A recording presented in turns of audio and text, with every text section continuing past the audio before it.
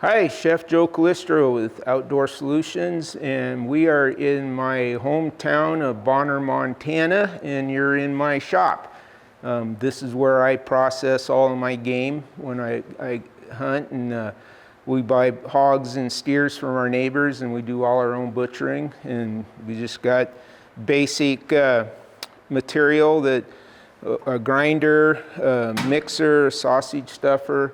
I have a meat slicer and other material, and got a good bench to work from. When you're making sausage and stuff at home, that's primarily important to keep a clean, sanitary surface that you're working on. So that's something that you can pick up, wash, rinse off. You need a refrigerator. These are garage sale refrigerators. And so you want to keep the meat cold and everything prepped and ready to go. Today we're going to make a emulsified sausage, a mortadella, which is an Italian type of bologna. American version is bologna. And this is in a couple of stages. We're going to grind it, season it in our mixer, and then we'll divide it into sections, and we'll take those sections and we'll put it into a food processor, and we're just going to cut and rip it up until it's emulsified and almost a paste. And then we will take that and we'll form our loaves with that. And how you cook this one is a slow simmer boil. So we're going to use a sous vide to cook the mortadella in. You can use boiling water, a pot to do that at home. You want to keep it right between 145 to 165. You don't want to go above that. So this vide is perfect for that. You just set it for about an hour and you're good to go. And then you can take a meat thermometer and test the inner core of your sausage when you're done. And so it should be cooked perfect. You don't want this to cook fast because it's a emulsified, which is the meat and the fat and the oils are mixed so fast together that it binds. And we'll be using a dry powdered milk as a binder today also. If you let that get too warm while you're preparing it, or if you cook it too fast, then it starts breaking apart on you, and you won't have that nice tight bologna loaf that you want from this. So on this one, you really want to keep things cold. The meat is in our freezer right now. We're going to cut that up. It's semi-froze, so it's easier to handle and easier to cut. We'll run that through our grinder, put it into the mixer with our spices, and then we'll put it back in and let it chill again for about 30 to 45 minutes, just so we got that good cold meat to work with again. When you're working sausages and things like that, heat is your enemy. It can spoil it. If you're doing large batches, do them in, or large amounts, do them in smaller batches so your grinder doesn't overheat, and that can heat that up. And you can tell when that happens because it'll start becoming more of a paste than coming out as ground meat. And then you just want to take your time and cool everything down. It doesn't hurt to, you have room to throw your utensils or your items that you're going to be putting the meat in into the refrigerator or the freezer, so they're nice and cold too. So with that, welcome to Montana, and we're going to start making some sausage. All right, so we're going to have 3 pounds of meat for this sausage we're making today. And what I have is 2 pounds of elk meat that was actually cubed for stew. As you can see, as I cut down through this, it's still pretty good froze, but it's not hard enough where it's tough to get through. And as I break this up, you can see that it was frozen into stew meat size. So we're going to mix that, and then I have a pound of pork. And so that'll give it a little bit more fat and a little different texture too. And we're going to grind these up, and we'll get them into the grinder, and we'll add our spices to them. And we'll throw that in our mixer after it's ground. A lot of times when you're cutting this meat up for the grinder, it's not necessary to cut it into cubes. You want to make it just so it'll fit down through the tube that's going into the grinder. When you do want to cut it into cubes is when you're adding your mixture to it and you're going to let it set for overnight or at least 4 hours. And some of your summer sausages and that, you want to season that meat up before you grind it. It just gives it a little bit better flavor and penetrates into the meat. So we've got our meat cubed up and we're getting ready to put it through our grinder. We're going to use a meat mixer with this. If you don't have a meat mixer, you could add your spices to all this right now and run it through your grinder and then continue to mix it by hand. It's always best when you're grinding the meat to have it as cold as you can and they're frozen. You can see how this is just coming out nice together. All right, got it all through there. So now one of the things I like to do is, because you'll get meat that kind of gets stuck in there and just doesn't go all the way through because there's not enough product behind it to push it through. So just go ahead and take some of that meat you've already ground and then put it right back through there, and then what that does is that'll spiral in and push out any meat that's not ground. Now we're just gonna pull this plate off, and you can try to work it off. One of the things I just do is I hit my forward button and it'll push that out with what meat you have in there. And so when you're thinking, oh, I'm just gonna toss this away, just think about the 200-yard deep canyon you had to pack that elk out of, and then you want to get every scrap you can off of it. So, and as you can see, you got some of the meat that gets in there, and so we're good.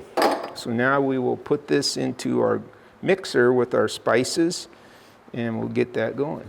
So now we're going to add our spices into our mixer with our meat, and I pre-measured everything, so it's good. Now we're going to mix this up with this meat mixer. You just run it in one direction for a little bit and then reverse that direction, and that spins it back and forth and bounces it off, so you really get a nice good mix. You can do this by hand, but sometimes when you run it by hand and you're mixing, you get these little pockets where nothing gets mixed in, or you get these pockets where it's heavily seasoned. And when you're doing a cured sausage, it's really important to make sure that all of the meat is seasoned and the curing salts get into it. At this stage, what we would normally do is we would take a little bit of this out and taste it and season it to make sure that we have enough salt and stuff. This is one of those ones where it's going to really be whipped in and emulsified. The mortadella, a lot of times you can put some sliced pistachio, olives, peppers. It's one of those bologna type you can really make up and add your own stuff to it. We're just doing a basic one today.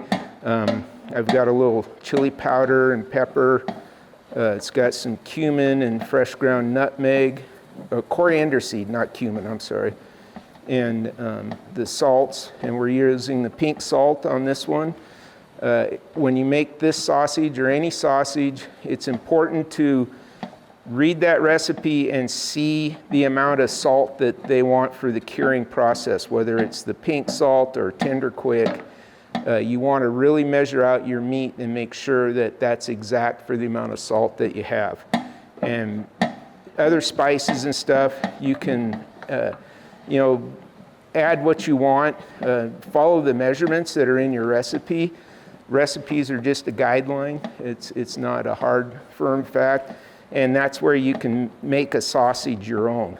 Even with the commercial products, you can add a little mustard seed or peppercorn or something and make it your special sausage too. You just got to make sure it tastes good. So, all right, so we've got this looking pretty good, and now what we're going to do is we're going to put this in the freezer and keep it chilled. And this is one of the ones where you really want to watch it. A meat thermometer is also good to monitor your temperature of your meat. You don't want it to go below 40 degrees, especially after we start emulsifying it. So you don't want it to separate. I just pulled this bowl out of the freezer, and so now we're going to put our ground meat into it, and we're going to put it back into the freezer and let it set for a half hour, 45 minutes or so. And the reason you're doing this is because now you're going to get a food processor, and you're going to grind up some ice, about 8 ounces of ice, and we'll divide that into a couple of different size servings. And then we're going to pull half of this meat out, and we're going to run that through the processor with the ice, and we're slowly going to add some powdered milk, which is going to be our binder. And we really want to whip this into a fine paste. And then we'll get done with that. We'll put that back in the freezer while we grind the other half of the meat. And then we'll combine them, and we'll roll that into our loaf that we're going to make our sausage with. So when you make this, traditionally it's a larger casing, like a 6 to 8 inch casing. And you can use the smaller casings on those, a 2.5 or 3 inch. I wouldn't go any smaller than the 2.5 inch, but we're going to use plastic wrap, and that's one of the things that you have an option to do with this. When you're cooking at slow temperatures, you can use aluminum foil or plastic wrap when you're cooking and making your sausages if you don't have any casings to use. And this can be made, you know, like I said, we're using elk and domestic hog, but you can use duck, you can use geese, any type of bird, game, or domestic to make this sausage with. And it's the process of what we're doing here is the same process we use when we do hot dogs. And if you've ever made hot dogs with your venison, that's a treat that you probably won't want to buy another Ballpark Frank again. So, all right, so now we're going to put this back in the fridge while we set up for our next stage of this process. So, all right, so the next step of this, while our meat is still in there cooling, is we're going to crush some ice up in our food processor. And the reason we do this is it's going to add some liquid to our meat as we finish emulsifying that, but you're going to use about 8 ounces of ice. And so we're doing this in 2 batches, so we're only going to use about a half a cup per batch. And you don't want to add the meat into here right now. It's just too much for most of your residential food processors and stuff. And it's always better just to crush this up. You can measure it out, and then we'll add our meat, and we'll put this ice in our binder, which is a powdered milk. So,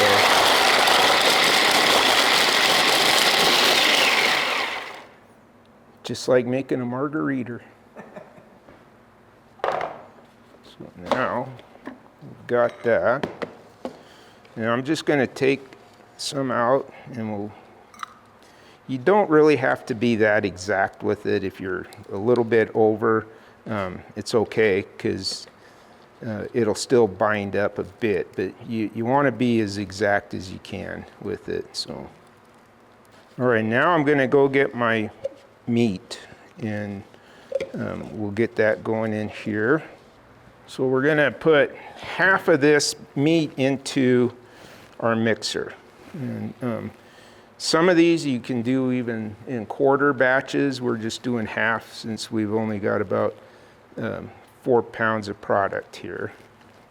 And what I do is when I have the other part in here, I've already got the ice ground for it, so I'll just make a little nest, and then I'll just put my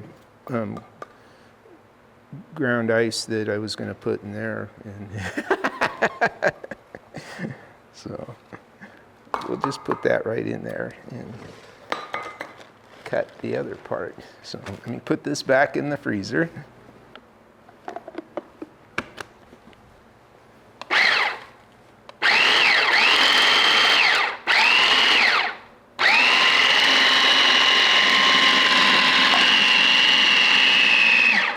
So you can see how that's starting to mix in there. We're going to start adding our powdered milk, but we're only going to do a couple of tablespoons at a time. And you want this milk to incorporate into that and absorb into it. If you just dumped it all in at once, it'd just kind of clump up and you wouldn't get the mixture you want. So we'll just keep doing that, and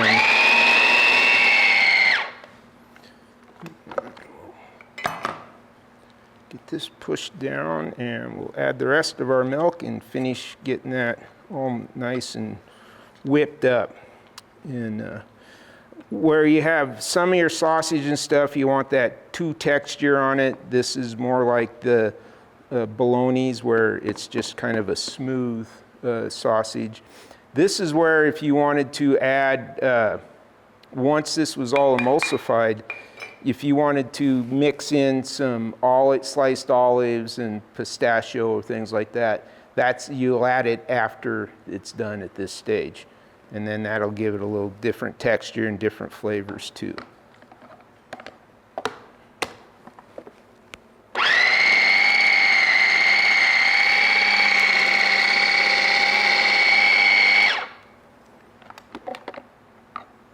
So that's starting to look nice. You still got a little bit of chunk in it, but that's okay too if you want it to have that little texture. If you're not adding anything else to it, it's still going to cook up and look fine. We're going to give it one more little whirl though. Just like in hunting, when you're making a good product like this, patience is the reward. So it'll make a difference. Now we're at that final stage. We're going to add some fat to it. So what we're adding is my fall bear. I rendered down the lard on that. And so we're going to use our bear lard. You can use duck fat, you can use pork lard, or even some more fat to it. Mortadella is that traditional one where it has the nice little rings, a chunk of fat in it. And so we're going to have about 8 ounces of fat. So again, it's going to be in 4-ounce stages. I don't know if you've ever rendered down your own lard or fat, but all you're doing is cooking the fat down in a slow pot, and it just renders it down to a nice oil. And then the remains are cracklings, which are what your pork rind and stuff are. So we're going to incorporate some of this into here, and now this is fine. You're going to want some of this, although it'll cook out, but I use bear like pork. Everything I do with pork, I do with bear meat. And what I do with this lard is recipes like this, but then I also use it to make pie crusts and biscuits. So it's a really good part of the animal. A lot of people leave it or trim it out and throw it away. But it's just a nice resource. Growing up, your grandparents and stuff all had lard before all the vegetable oils and stuff came. All right, so we've got our lard in here. Now we're going to give it one final mix. All right. So we've got it all mixed up, and now we're going to pull this out of here.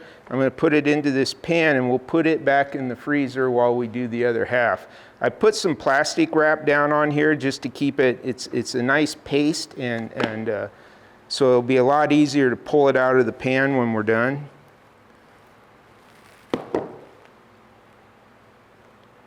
And if you look, those are those nice rounds of fat that you like to see when you cook this stuff in there. So there we go. That's that paste that we want to look at, and when we form that into a nice loaf. All right, so we've gotten our first batch, and this is going to be our second part of this with the second half that we kept in the freezer, so it stayed nice and cool. So I'm going to continue to grind this up, and then when I'm done, we'll pull the other out, and we'll mix it, and we'll go on to the next stage, which is forming it into our loaves. And then what we're going to do is we're going to make a couple of loaves with this. So traditionally, this is a a large Bologna style casing. If you don't have those casings, it's fine. We're going to use plastic wrap on this.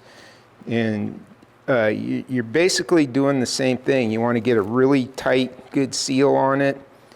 And you can cook it in this plastic wrap. And then once it's cooled down, you can freeze it or vacuum pack it. I just leave it in the plastic just like you would with the casing on the other. So, all right, we're going to make 2 loaves. So we'll, again, kind of divide that out. So we want those bear fat kind of like that because that's going to incorporate in and make it look nice. I've got 2 overlapping pieces of plastic wrap on here, and you want to make it big enough so you have stuff on the end to pack. What you want to do is just play with it a little bit so you've got that air bubbles out of it. You know, it's just kind of like rolling cookie dough. All right, so now we're just going to start to fold this over it.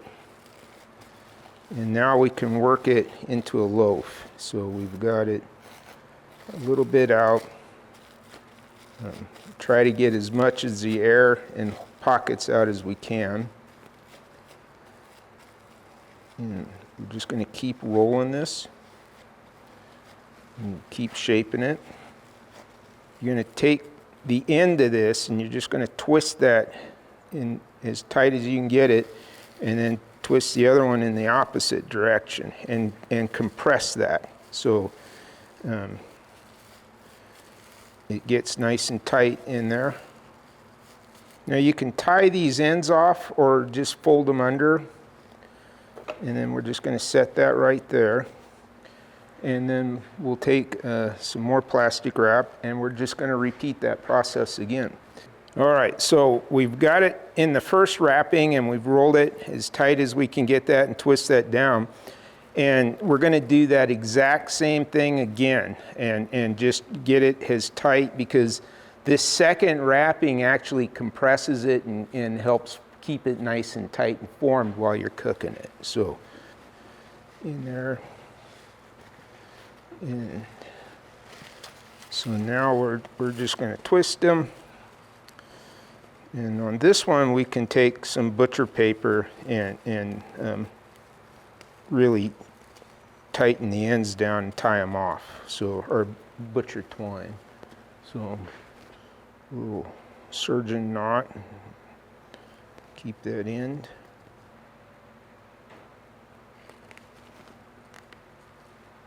All right, so now we're going to do that same thing with the second loaf, and then what we'll do is we'll put these back in the fridge and let them firm up, and while we do that, we'll get our sous vide water in and get that heating up to, we can put these in there and cook them. All right, so we've got our water temperature up to 164 degrees. And these have been in the fridge for over an hour, just chilling up and firming. And so now we're just going to put them in here for a water bath. And they will cook in there at a nice slow cooking temperature. And we're going to have those in there for about an hour. All right, so we've got our mortadellas done slow cooking in our ceviche. It's at 165.9. And so we've temped these, and now we're just going to pull them out, and to stop that cooking process, we're going to go right into an ice bath. And you're going to let these in here for about 30 minutes, just so they get nice and cool. And at that point, you can freeze them. If you're going to freeze them or vacuum pack them, I would vacuum pack them right in the saran wrap that we've used to put them in. If not, you can peel them and start slicing them up. It's a really good sandwich, and like I said, this was just our basic, but we can always add your favorites. You can pistachio, olives are traditional in the mortadellas, red pepper, roasted red peppers, mushrooms. Any of that adds flavor to them, and you just get to enjoy making your own and putting what you like into it. So that's about all we got for tonight, and I hope you enjoyed the video.